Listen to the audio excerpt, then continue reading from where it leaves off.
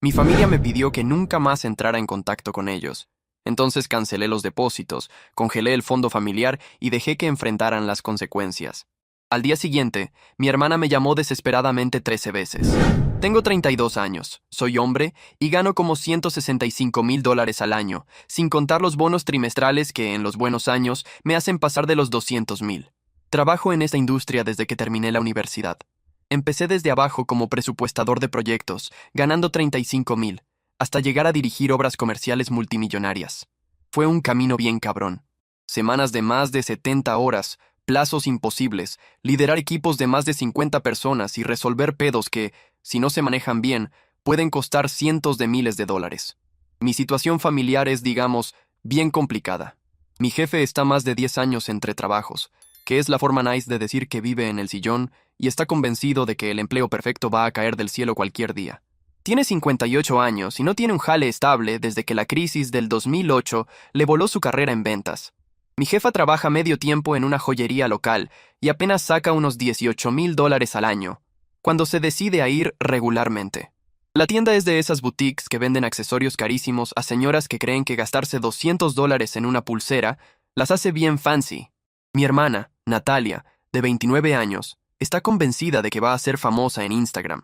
Tiene 2,800 seguidores que ven sus fotos de tacitas de café y bolsas piratas que finge que son de diseñador.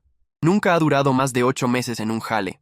Renunció a uno de recepcionista porque contestar el teléfono no era lo suyo. La corrieron de una tienda por llegar siempre tarde y dejó un trabajo de hostes en un restaurante porque un cliente le habló gacho. Cambia de novio cada rato, casi siempre según la cuenta bancaria o el carro que traen, y tiene la misma idea de finanzas que una niña en una dulcería con tarjeta sin límite. Pero claro, ella es la nena de la casa, la princesa que, según mis jefes, nunca hace nada malo, así que no se le puede criticar ni pedir responsabilidad. Hace como 6 años, cuando mi carrera de verdad empezó a despegar, cometí lo que ahora veo como un error monumental: ayudar económicamente a mi familia. Al principio parecía lo más normal. Mi jefe necesitaba arreglar la transmisión de su camioneta vieja. Eran $2,800 y yo pagué sin pensarlo. Las tarjetas de mi jefa estaban al tope por sus compras compulsivas, así que cubrí los 3,200 que debía.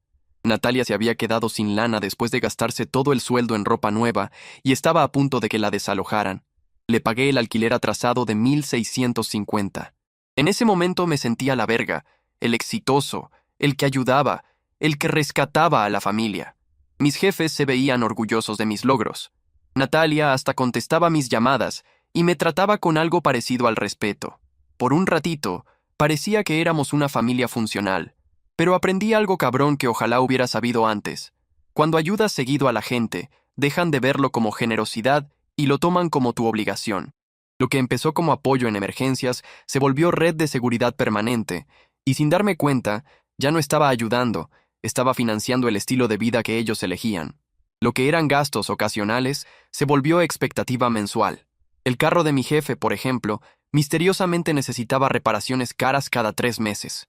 Mi jefa siempre tenía un gasto inesperado, que coincidía con ganas de redecorar la casa o comprar muebles nuevos.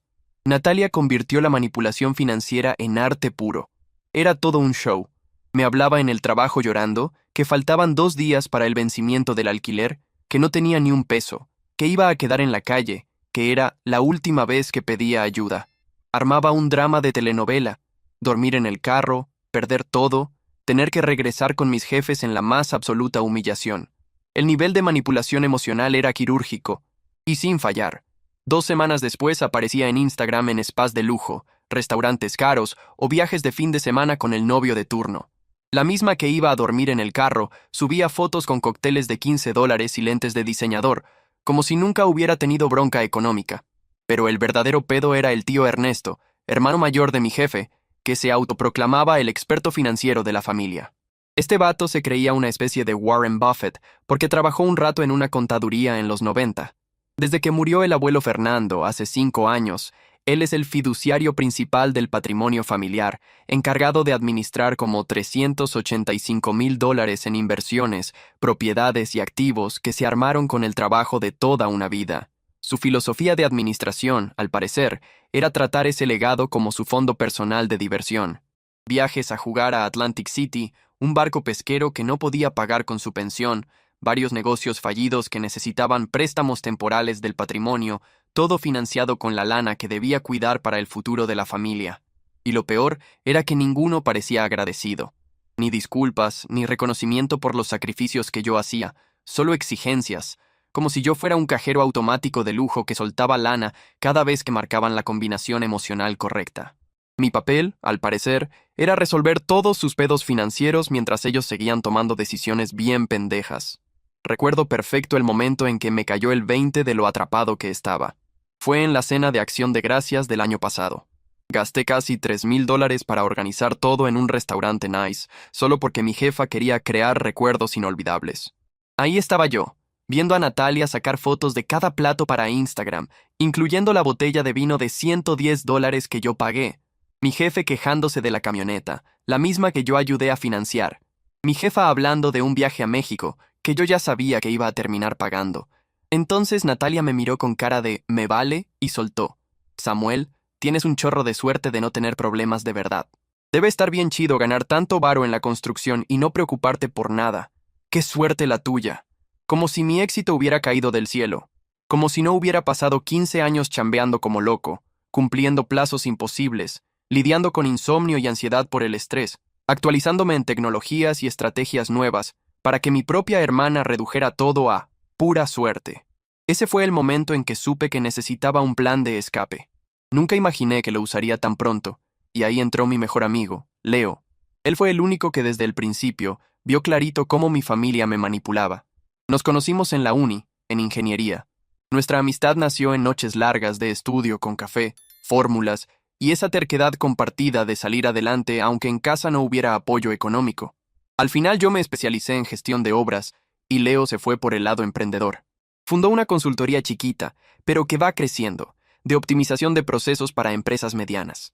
Leo tiene un sexto sentido para detectar mentiras y manipulación. Tal vez lo desarrolló por lo que vivió de morro. Durante años vio la dinámica de mi familia y nunca se calló sus preocupaciones, siempre con cariño, no con juicio. «Órale, tu familia te ve como cajero automático con patas», decía cada vez que yo contaba que les había dado lana. «¿Cuánto hace que no te preguntan cómo estás? ¿Si estás cansado? ¿Cuáles son tus metas en el jale? Siempre es un 8 y luego una historia triste con cobro disfrazado». Yo lo minimizaba. Para mí la lealtad familiar iba primero y creía que ayudarlos era lo correcto. Pero Leo llevaba un registro detallado de todo, literal. Anotaba cada vez que yo mencionaba haberles dado dinero, y un día, sin aviso, me mostró una hoja de Excel precisa. Más de $78,000 entregados en solo 3 años. 78,000, cabrón, más de lo que mucha gente gana en un año entero, y yo simplemente lo había transferido a gente que no solo no agradecía, sino que actuaba como si fuera mi deber. «Te están chingando», me dijo Leo en nuestra última plática seria del tema. «Y lo peor es que ni te respetan. Ya no eres hijo ni hermano. Eres el patrocinador, el salvavidas financiero. Te redujeron a una cartera con vos». Leo tiene una franqueza que duele, pero sirve. También tiene una capacidad impresionante para resolver pedos de forma creativa, que después sería clave. Él sí conoció la pobreza de de veras. No el momento difícil que siempre mencionaba mi jefe, sino la miseria real. Criado por una jefa soltera con 4 hijos, que chambeaba turnos dobles de limpieza y mesera. El papá los abandonó cuando él tenía 11 años. Leo pagó la uni con becas, préstamos y turnos nocturnos en una gasolinera de 24 horas, estudiando entre cliente y cliente, muchas veces a las 3 de la mañana. Por eso, cuando vio cómo mi familia se aprovechaba de mi éxito sin dar nada a cambio, se encabronó. No por envidia, sino por justicia. «Tu pedo», me dijo una noche mientras jugábamos en línea. «Es que estás jugando ajedrez y ellos damas chinas. Ellos usan emociones para manipularte y tú respondes con lógica. Te cuentan una historia triste y tú contestas con cheque. Les estás dejando usar tus propias reglas en tu contra». «Entonces, ¿qué sugieres?», le pregunté. «Que dejes de jugar con sus reglas y empieces a pensar como estratega. Tú eres gerente de proyectos, ¿no? Resuelves pedos complejos todos los días, coordinas equipos, prevés fallas, entonces trata tu situación familiar como otro proyecto que hay que resolver». Al principio me reí. Pensé que exageraba. Pero esa plática sembró algo. La idea de aplicar a mi familia el mismo pensamiento analítico que usaba en el trabajo era lógica y a la vez aterradora. Y 2 semanas después, Todo se vino abajo por un simple mensaje de texto, un mensaje que cambiaría mi vida para siempre. Fue el 22 de marzo, a las 4:12 de la tarde. Lo recuerdo exacto porque estaba revisando planos de un proyecto comercial grande cuando mi celular vibró con una notificación del grupo familiar.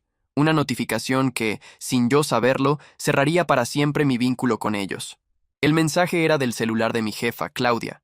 Hablamos entre todos y creemos que ya es hora de que te apartes de la administración financiera de la familia. Nosotros podemos solos. Por favor, no nos contactes por un tiempo. Necesitamos espacio para arreglar las cosas sin interferencias externas. Me quedé viendo la pantalla sin saber qué hacer. Leí y releí varias veces, esperando que fuera error o que lo hubiera mandado a la persona equivocada. Pero minutos después, Natalia respondió con un chorro de emojis de fiesta. Y mi jefe, Raúl, le dio like al mensaje, como si acabaran de anunciar una buena noticia. Me habían despedido. Sí, tal cual, como si ser hijo y hermano fuera un empleo del que te pueden correr. Y yo sabía exactamente qué lo había provocado. 3 semanas antes, le había pedido al tío Ernesto, el responsable del fondo familiar, un desglose de unos retiros raros que vi en el reporte trimestral. No acusé, no armé drama, solo pedí claridad. ¿Me puedes explicar estos movimientos y para qué se usaron? Al parecer, pedir cuentas del dinero que dejó el abuelo Fernando era invasión a la privacidad. Para ellos fue un acto de control, un atentado contra su autonomía. Mientras más lo pensaba, más coraje me daba. Esa gente me había usado años como red de seguridad financiera, esperando que yo bancara todas sus pendejadas sin darme ni las gracias. Y el día que hice una pregunta simple, ¿en qué se está usando el dinero del abuelo?, me volví el enemigo. Lo primero que hice fue marcarle a Leo. Me temblaban las manos mientras buscaba el número. Esto no puede ser real, dijo en cuanto terminé de leerle el mensaje palabra por palabra. De verdad lo hicieron. Te sacaron como si fueras empleado. Tampoco lo puedo creer, contesté. Después de todo lo que hice por ellos, de toda la lana, de cada favor. Para, me cortó Leo firme. La verdad, esto es lo mejor que te pudo pasar. Acaban de darte la justificación perfecta para cortar de una vez. Ya no hay duda. Te mostraron quiénes son de verdad y qué sienten por ti. ¿Y la lealtad familiar? ¿Dónde queda eso?, pregunté, todavía tratando de entender. ¿Lealtad? ¿Hablas de tu hermana subiendo fotos en destinos de lujo mientras tú pagas sus cuentas básicas? ¿O de tus jefes que hace años no muestran interés real por tu vida ni gratitud por nada? ¿O de tu tío que lleva años desviando la lana del abuelo y todavía tiene cara para llamarte controlador por preguntar? Esa última frase me pegó como patada en el estómago. ¿Qué estás diciendo, Leo? Tú mismo me contaste que compró un barco con dinero del patrimonio. Eso no es error administrativo. Es robo. Robo directo de la herencia de un señor que ya murió. ¿Entonces qué hacemos?, pregunté, sin poder esconder el coraje. Tú no vas a enfrentar esto solo. Llevo años viendo cómo te explotan, y solo esperaba el momento para ayudarte a darles en la madre. Pues ese momento llegó. La energía de Leo era contagiosa, pero yo todavía dudaba. Una parte de mí pensaba que tal vez era mejor alejarme en silencio. Pero entonces habló serio. Escucha bien. Esta gente se aprovechó de tu esfuerzo y tu generosidad por años, y en cuanto pediste algo básico como transparencia, te desecharon sin pensarlo 2 veces.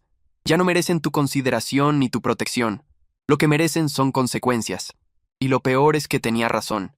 3 años siendo el cajero automático, y bastó con pedir claridad para volverme el enemigo público número 1.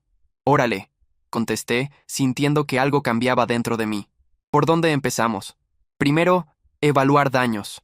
¿Todavía tienes acceso a sus cuentas y servicios? En ese momento sonreí por primera vez desde que vi el mensaje. En su prisa por sacarme, cometieron un error mortal. Olvidaron quitarme el control de las finanzas. Esa misma noche, Leo llegó a mi depa con la laptop, un chorro de energéticas y actitud de operación militar. Llamó al plan Auditoría Familiar y empezamos a listar cada cuenta, servicio o sistema financiero al que yo tuviera acceso. La lista era más larga de lo que imaginaba. Descubrimos que yo era usuario autorizado en la cuenta principal de mis jefes, acceso que me dieron años antes cuando el crédito de Raúl estaba en el suelo. Tenía las credenciales bancarias porque yo mismo les ayudé a abrir las cuentas y configurar pagos automáticos. Además, era titular principal del plan familiar de celulares, del seguro de los carros y de 6 servicios públicos: agua, luz, gas e internet. Más importante, tenía acceso total al almacenamiento en la nube compartido, donde estaban los documentos legales del patrimonio del tío Ernesto, y registros financieros sensibles. Y, sorpresa, yo figuraba como fideicomisario suplente en el testamento del abuelo Fernando, algo que al parecer solo yo recordaba. «¡Esto es oro!», dijo Leo al ver los estados de cuenta. Era peor de lo que pensaba. En los últimos 6 meses, el tío Ernesto había sacado más de $30,000 del patrimonio para gastos personales. Raúl había rebasado el límite de la cuenta familiar 11 veces, acumulando un chorro de comisiones. Claudia sumaba más de $3,500 en compras compulsivas por catálogo. Pero lo que me congeló la sangre fue Natalia. Venía usando una tarjeta de crédito vinculada a mi línea principal. Compras en tiendas de lujo, restaurantes, spas, todo sin que yo supiera. «Samuel, literalmente te ha estado robando meses», dijo Leo revisando movimientos. «Mira, $750 en Louis Vuitton, 100 en una boutique del centro, 420 en un restaurante, 280 en masajes. Vive como reina con tu lana». Lo más fuerte, sin embargo, fue la evidencia de la mala administración del tío Ernesto. Leo comparó documentos legales del fideicomiso con el historial de transacciones y armó un caso sólido de fraude. «Esto no es descuido, es malversación, fraude y violación de deber fiduciario», afirmó señalando la pantalla. «Usó dinero del patrimonio para el enganche del barco, pagó la hipoteca con los fondos. Un retiro de $9,200 coincide exactamente con el fin de semana que subió fotos en Atlantic City». «¿Cómo estás tan seguro?», pregunté. Leo abrió el perfil del tío en redes con sonrisa de villano de película. Subió fotos en el Casino Borgata con fecha y ubicación. Coincide exacto con el retiro. Misma fecha, mismo monto. Prueba irrefutable. Pasamos 4 horas documentando todo. Leo creó una carpeta encriptada en su servidor y subió copias de todos los estados de cuenta, transacciones sospechosas y documentos. Cuando terminamos, teníamos un expediente que podía ser penal completo. «Listo», dijo Leo recostándose victorioso. «Con esto los fundamos financiera y legalmente». «¿Y ahora qué vas a hacer con esto?», pregunté mientras una calma fría me invadía. Quiero que sientan lo mismo que me hicieron sentir. Usados, traicionados, aprovechados y totalmente impotentes. «Perfecto», dijo Leo asintiendo. «Pero hay que hacerlo con inteligencia. No los destruimos de un jalón. Aplicamos presión progresiva para que entiendan exactamente qué están perdiendo y por qué». Explicó la estrategia en cascada. Primero cortar poco a poco su acceso a mis fondos y líneas de crédito, para que sientan tensión financiera sin entender de dónde viene. Después, cerrar uno por uno los servicios y cuentas que yo pagaba, obligándolos a asumir responsabilidades básicas. Finalmente, exponer el fraude del tío Ernesto a las autoridades para que la justicia penal haga el resto. «¿Y Natalia?», pregunté. Leo sonrió con cara casi diabólica. «Ah, para tu querida hermana tengo planes especiales», dijo con tono cargado. «Ella armó una vida de apariencias con tu dinero mientras te trata como basura. Ya es hora de que conozca el mundo real». Decidimos empezar con movimientos pequeños pero estratégicos que se fueran acumulando. El primer golpe fue marcar a la compañía de celulares y sacar a toda la familia de mi plan. Sin aviso, sin explicaciones, sin chance de arreglarlo. Simplemente, sus teléfonos dejaron de funcionar en plena plática. En menos de 3 horas ya tenía más de 20 llamadas perdidas y 40 mensajes de texto de diferentes familiares, todos desesperados tratando de entender por qué sus celulares se habían apagado de repente. Algunos confundidos. «¿Olvidaste pagar el plan?», otros más exigentes. «Arréglalo ya». Y los más desesperados. «Necesito el teléfono para el trabajo, Samuel. Por favor». No contesté ninguno. El siguiente paso fue desvincularme como usuario autorizado en todos los servicios. Luz, gas, internet, agua, todo lo que se pagaba automático con mi tarjeta. Llamé a cada compañía, cancelé los pagos y avisé que ya no era responsable. «Lo chido de este método», explicó Leo emocionado, «es que no pueden culparte directo. Todo parece una bronca administrativa tras otra. No tienen forma de saber que es parte de un plan. Van a tener que resolver cada pedo por separado, sin ver la conexión». El tercer paso fue el seguro de los carros. Durante años toda mi familia estaba en mi póliza grupal, porque salía mucho más barato. Llamé a mi agente y lo saqué del plan con efecto inmediato. Ahí fue cuando la cosa se puso bien interesante. Al día siguiente, Raúl, mi jefe, lo paró la policía camino a la ferretería. Era una revisión de rutina. Lo que debió ser solo una advertencia, se volvió desastre cuando el poli checó que el carro no tenía seguro vigente. Resultado: multa de $450, el carro al corralón y suspensión de licencia hasta presentar nueva cobertura. Me llamó encabronado. convencido de que la aseguradora había metido la pata y exigiendo que lo arreglara ya. No contesté. Dejó mensaje en buzón. Mientras tanto, Natalia descubría que su pasatiempo favorito, reventar tarjetas con compras de lujo, había terminado. Contacté a la administradora de la tarjeta, la quité como usuaria autorizada y empecé a impugnar todas las compras de los últimos 6 meses como no autorizadas. La bolsa Louis Vuitton de $750 fue devuelta. La compra de $1,100 en tiendas de diseñador fue anulada.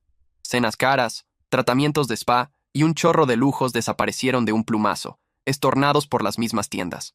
Pero lo mejor fue lo que Leo hizo con su presencia en redes. Natalia había construido toda una imagen pública basada en vida de lujo y éxito.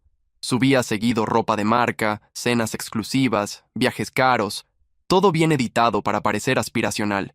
Solo que cada cosa la había pagado yo. Ahora que corté la fuente, no podía mantener la fachada. Leo, estratega nato, llevaba meses guardando capturas de sus publicaciones, armando un archivo detallado de su vida falsa. Cuando empezó a subir contenido de víctima, hablando de gente envidiosa que quiere destruirla, él activó varias cuentas anónimas y empezó a comentar con pruebas. ¿No es esta misma bolsa Louis Vuitton que devolviste la semana pasada? Con foto de ella en atención a clientes. Qué chido este estilo de vida de diseñador. Por cierto, ¿cómo va el crédito de tu hermano? Yo quisiera un hermano que me pagara los masajes. Todo respaldado con prints de los estornos. Fue un espectáculo. En días, los comentarios se volvieron zona de guerra y los seguidores empezaron a dudar si algo de lo que mostraba era real. En 2 semanas perdió el 45% de sus seguidores, y eso era solo el principio. Mientras el caos financiero se apoderaba de su día a día, Leo y yo preparábamos el golpe final: presentar a las autoridades la prueba del fraude sistemático del tío Ernesto. ¿Recuerdan que yo era coadministrador de la herencia del abuelo Fernando? Ese cargo da autoridad legal, sobre todo cuando el administrador principal está desviando fondos y violando deberes fiduciarios. Con ayuda de Leo, investigamos cada paso para denunciar mala conducta de un fiduciario y armamos un expediente tan sólido que, según él, haría babear a cualquier fiscal. Incluimos estados de cuenta, recibos, publicaciones en redes, movimientos de tarjeta, patrones de conducta, todo lo necesario para demostrar sin duda que el tío Ernesto llevaba años saqueando la herencia para su beneficio.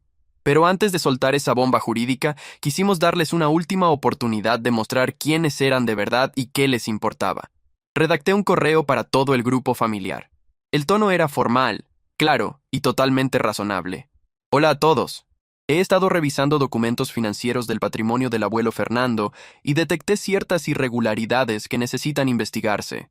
Como fideicomisario suplente, tengo la responsabilidad legal de aclarar estas inconsistencias. Luego mandé un mensaje informal al tío Ernesto pidiendo explicaciones detalladas de varios retiros. Incluí una lista de 18 transacciones sospechosas que sumaban más de $52,000. La respuesta no tardó. Fue inmediata, perfectamente coordinada y exactamente como Leo y yo esperábamos. Tú no tienes ninguna autoridad para cuestionar mis decisiones o cómo administro este patrimonio, contestó el tío Ernesto. Llevo años cuidando todo esto sin necesitar que nadie me supervise o meta las narices. La reacción de mi jefe Raúl fue aún más encabronada. Samuel, estás totalmente fuera de lugar. Ernesto sabe perfectamente lo que hace y no tiene que justificarte nada. Mi jefa Claudia se sumó rapidito. Es exactamente por esto que pedimos espacio. Estás siendo controlador, grosero y totalmente inapropiado. Y claro, Natalia con su típica falta de empatía. Por favor, déjanos en paz de una vez. Tu obsesión por el dinero y el control da miedo. Ninguno se molestó en preguntar por el dinero desaparecido. Nadie mostró la menor preocupación por posible fraude o mala gestión del legado del abuelo Fernando. Simplemente se cerraron y me atacaron por hacer preguntas legítimas con documentos reales. Perfecto, dijo Leo leyendo las respuestas. Acaban de entregarnos todo lo que necesitábamos para demostrar que esto no es drama familiar ni conflicto personal. Es conducta criminal y todos están encubriendo. Esa misma tarde presenté denuncias formales ante la Fiscalía del Estado por negligencia fiduciaria, mala conducta y posible desvío de recursos. También envié todo el expediente al fiscal de distrito y a la división de fraudes del IRS. ¿Cuánto crees que tarden en darse cuenta?, pregunté a Leo. Por lo que he visto en otros casos, contestó. En menos de 48 horas, Ernesto va a recibir una llamada bien incómoda de un abogado del gobierno. Fraudes en herencias se toman bien en serio, sobre todo con tanta prueba documentada. Y como siempre, Leo tenía razón. 2 días después mi jefe me llamó totalmente desesperado.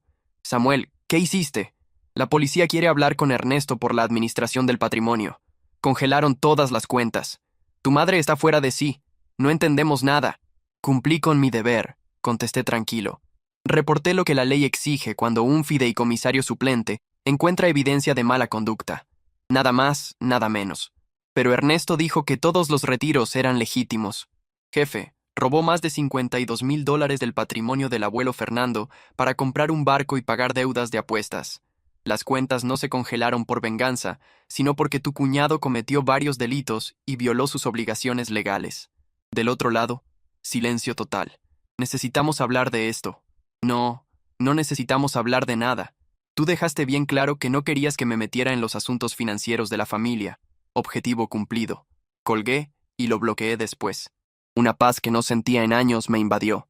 A la mañana siguiente, Leo me despertó con una sonrisa enorme.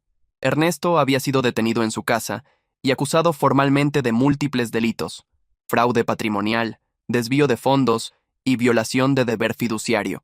La noticia salió en primera plana del periódico local. La foto de él ocupaba media página con el titular: Hombre local acusado de fraude en herencia familiar. El artículo detallaba cómo había robado más de $55,000 del patrimonio de su padre fallecido para gastos personales, deudas de juego y lujos innecesarios. A partir de ahí, mi celular no paró de sonar. Llamaban mis jefes, Natalia, la tía Verónica, y hasta parientes lejanos con los que no hablaba en años. Los mandé todos al buzón. Más tarde escuchamos los mensajes con Leo, mientras jugábamos videojuegos y comíamos comida rápida. Fue una comedia involuntaria. Las prioridades de cada uno quedaron clarísimas. Mi jefa entre sollozos: Samuel, por favor, llámame. Los abogados dicen que Ernesto puede ir a la cárcel. Todas las cuentas están congeladas y no tenemos cómo pagar defensa. Necesitamos tu ayuda urgente. Mi jefe, derrotado: Hijo, sabemos que no lo manejamos bien, pero seguimos siendo familia. Ernesto cometió errores, sí, pero no merece la cárcel. ¿No podrías retirar las acusaciones y arreglar esto entre nosotros? Natalia, desesperada: Esto es una locura total.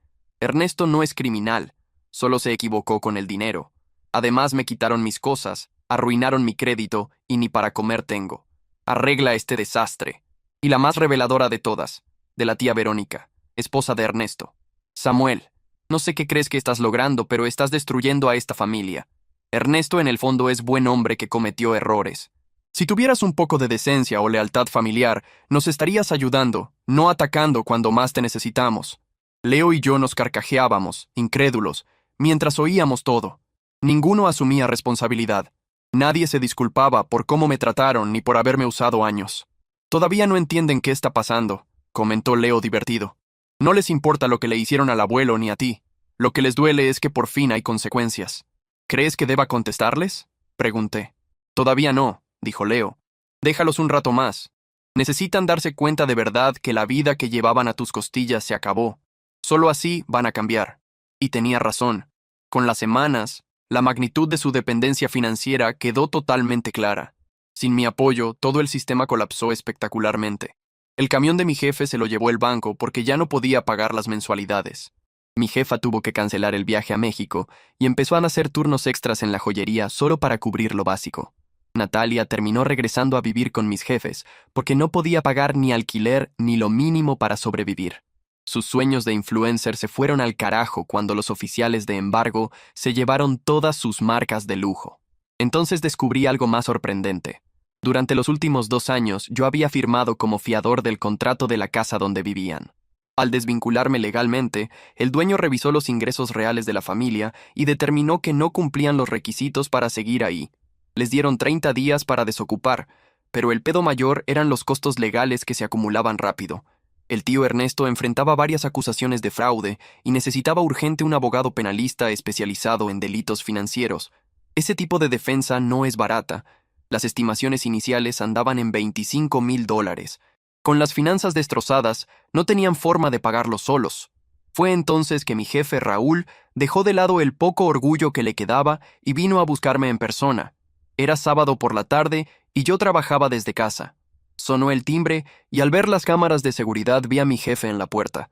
Parecía haber envejecido 15 años en un mes. Traía camisa arrugada el pelo todo despeinado y una cara de derrota total, bien lejos del hombre que años atrás me sermoneaba sobre deber familiar y saber mi lugar.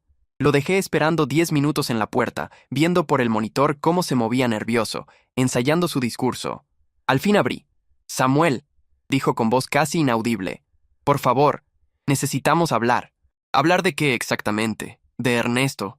¿De cómo toda la familia se derrumbó? ¿O de cuánto se equivocaron todo este tiempo? Lo dejé pasar a la sala, pero no le ofrecí asiento. Ni agua, ni café. Se quedó parado, incómodo, viendo el departamento bien puesto, los electrónicos modernos, mi vida claramente estable. Todo lo que construí desde que dejé de mantener adultos irresponsables. La verdad es que lo arruinamos todo, dijo con voz temblorosa. Fallamos contigo 7 años. Abusamos de tu generosidad y cuando intentaste ponernos límites, te sacamos como si no valieras nada. Lo sabemos. Y aunque no lo merezcamos, venimos a pedirte perdón. Un perdón sincero. ¿Tan desesperados están?, pregunté frío. Vi sus hombros caer del todo.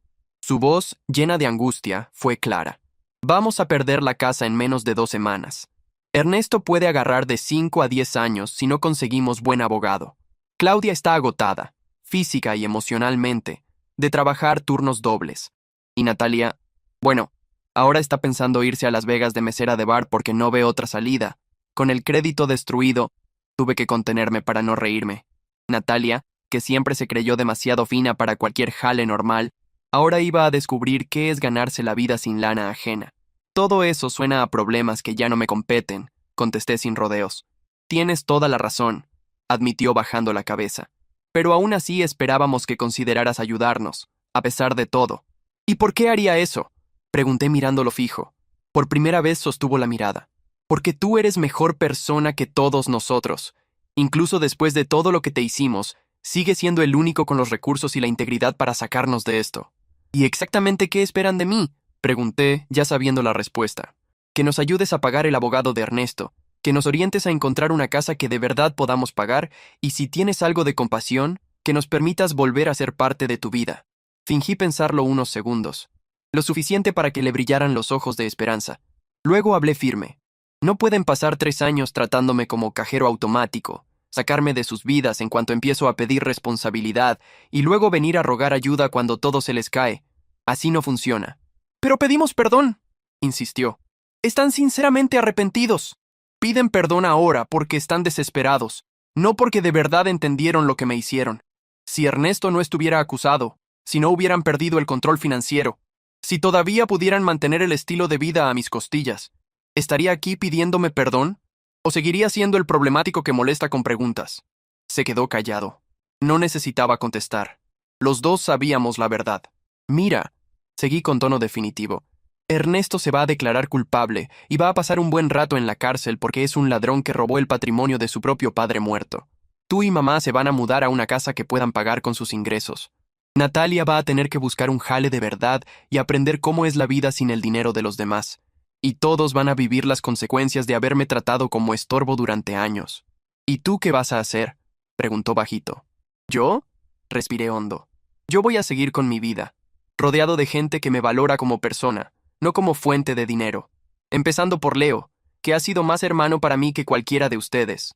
Y como si el destino quisiera darle toque teatral a la escena, Leo entró en ese momento con bolsas de comida para nuestra sesión de videojuegos. Ora, qué sorpresa. «¿Cómo va el tema de la quiebra familiar, señor Herrera?», soltó con sarcasmo filoso. La cara de mi jefe se puso roja de vergüenza y coraje contenido. No dijo ni madres. Solo dio media vuelta y se fue. Probablemente para no volver nunca. Comentario. Reddit. Al final, el problemático era el único adulto responsable de la familia. Qué curioso cómo cuando se acaba el dinero, de repente todos recuerdan el teléfono,